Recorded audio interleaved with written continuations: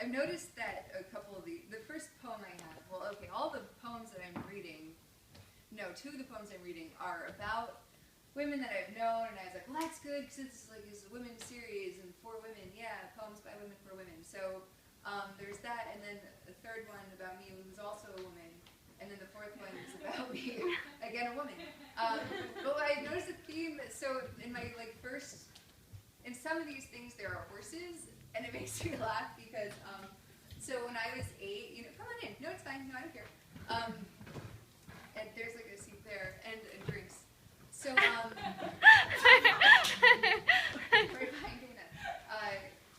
So, crap, I lost my train of thought. Right, so with horses, so you know how there's that cliche that, like, there's always that, like, sad 8-year-old girl who, like, draws and is really into horses, and of course, like, I was that girl.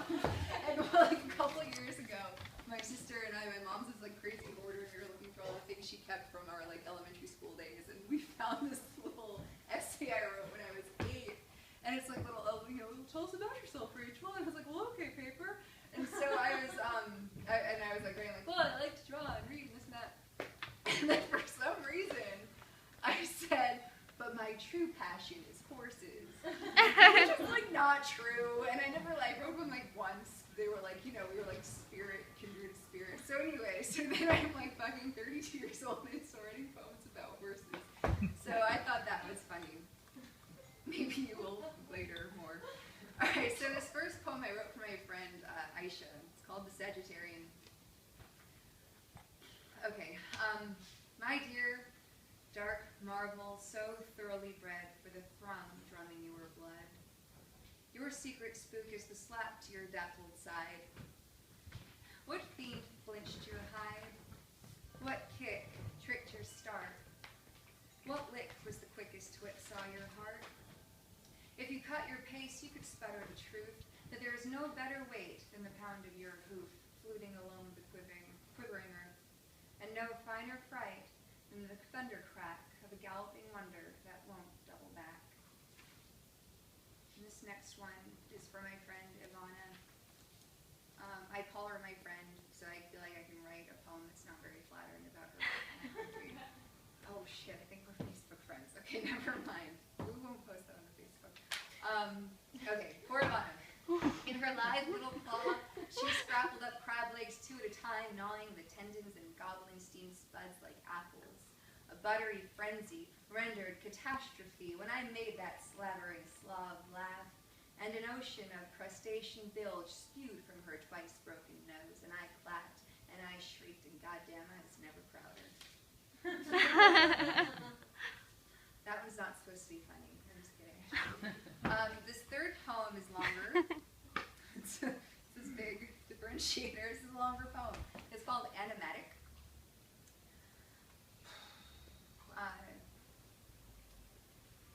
I dressed myself like a clown until I was 5 years old, gulping whole milk through oily red paint, painstakingly smeared around my mouth, lips stuck with crumbs, and unbrushed hair and dog food I lapped up from the linoleum when my mother wasn't looking, because I really, really loved our dog. I dressed myself like a clown until I was 5 years old, then I dressed myself like a 5-year-old who dressed myself. Pink moccasins, pink saddle shoes, pink sneakers, paint stained on picture day with unbrushed hair, and a thrill to be here, shutter snap stare that brings me the camera lens. Where far? And how next? Because the time between now and soon was shrinking too slowly. Each day was a flip book, looked at page by page, the spines glued too new to simulate the motions expedited with age. I dressed myself like a 5-year-old who dressed myself in the hopes of one day becoming animated. I had a toy, an 8mm style plastic camera with a hand crank that played old cartoons soundlessly, except for the staccato clicking of the cartridge as I advanced or reversed each still. Over and over again, Yosemite Sam would implore me, then burst upwards in shock as he catapulted out of an ancient Roman lion pit and landed with his hand clutching a short sword, his eyes set with revenge until my brutal hand cast him back down, and he died in blips of pound signs and asterisks, a comic stripped. I dressed myself like a 5-year-old who wanted to be a clown, oily red paint painstakingly dabbed, on a thrill to be because my spine is stretched and the pages are zipping by, and my hand is cranking the reel faster and faster until I see no space between each cell, technicolor and animated, a click forward, a flick closer to the lion pit ahead, not knowing if I'll hurtle back upwards or simply descend, and man, is that Looney Tunes. This last piece, oh shit, did I lose a page? Hang on, no, I'm good. Okay, this last piece is called Fantasy Wedding. Okay, so I'm just going to come right out and say it.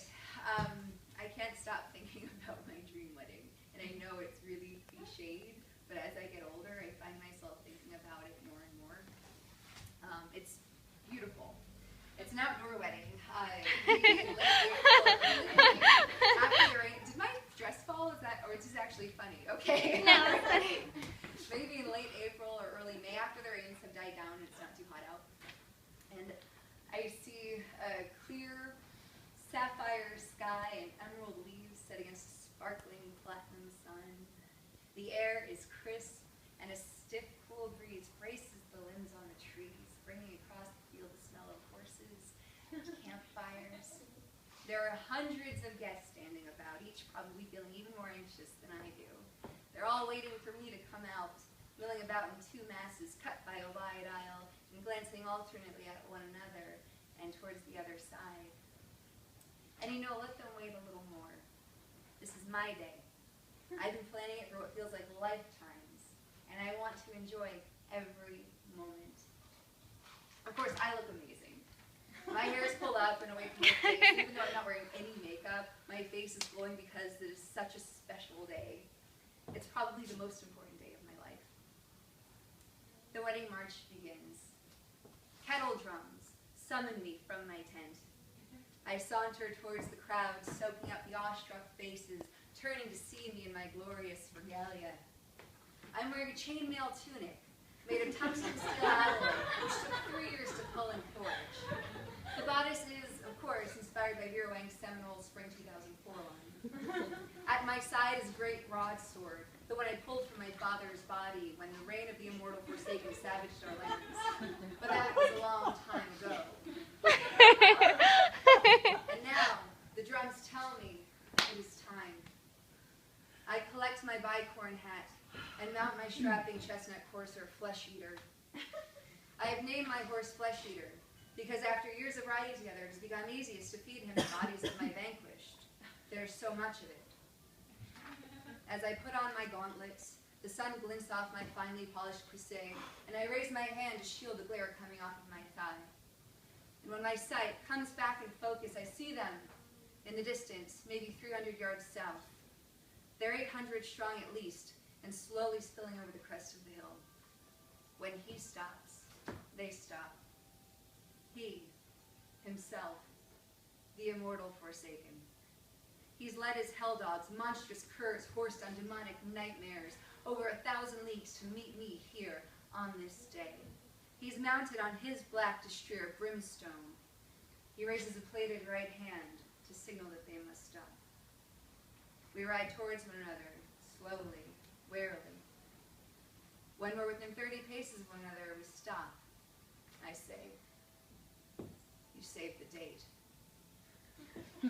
He's silent, impassive, says nothing for a breath, 4 breaths, 10. He finally breaks the silence. I wish I could talk like James Earl Jones right now. I've waited many years for this. Centuries have passed, millennia. Time is an illusion to you, death a suggestion. You are my hindrance, my shackle, my scourge.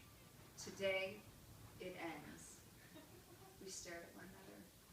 Flesh Eater shifts beneath me, tense with restlessness, with hunger. Have you nothing to say? He asks. Yes, today it ends. Will you fight me? He asks, hand to hand. Slowly, I nod, until death do us part. The immortal Forsaken betrays a smirk, so you're prepared to die. And I say, hear this! It is your life I have and hold in my grasp. If I am destroyed by anyone's hands, they will be my own. Your death rattle will be my requiem, and your flayed skin my winding sheet. You call me your scourge, so I will release you from your burden, here and now. The only maidenhead that will be taken today is that of your immortality. Your widows will be my bridesmaids, and the hewn heads of their men will be their mussy-tussies. But I will not die today. This is my solemn vow. He stays impassive. That is not my vow to honor or obey. Fire, Pockle Bell! I scream, and a cannon explodes. We charge at once. The melee lasts until sunset, and when I come to, everywhere is the stench of smoke and blood and excreta. I pull myself out from under a pile of corpses, the foremost being that of flesh-eaters. Near the end of the battle, he caught a pike through his throat, and I remember now the sudden way we fell before blackness took over my vision. I pull a broadsword out of Olinda's torso, and in 2 arcing strokes I sever the head of my faithful steed, for we swore to go to the grave together. That will make a fine party favor. It's the voice of the forsaken. I don't turn around. You wouldn't kill me from behind. Of course not. I want to see the life drained from your face when I end it once and for all. I spin around and our swords crash in a deafening ring. He feints right as I feint left, but I feint left again, and as I see the dagger slice deftly towards my right, I spin towards my left, feeling the burning kiss of his dagger's tip along my waist as I bring my blade around in a silvery half-moon, spinning with all possible speed and momentum as I growl the fatal words I've longed to say all these years. Marzipan, officiant, ketubah, ganache! With these words, I lean into the blow that turns his neck into a fountain spraying red. I kneel over his headless body and pick up my prize by the hair. My face is covered with dirt and blood. I lick the corner of my mouth and discover an earthy red varietal that will go nicely with the canapes. I limp down the aisle, dragging the head of flesh-eater in one hand and the head of the forsaken in the other. My groom is gone, but whether fled or dead, I cannot say. The priest is still there, a wizened old man left, standing by luck or the favor of the gods. He is bent, paper white, bewildered. What has happened here, he asks. Who was that man? Should we flee? Do you know what happens? Where we'll go next? He's terrified. His eyes plead with me for the answer, and I look at him and say, I do.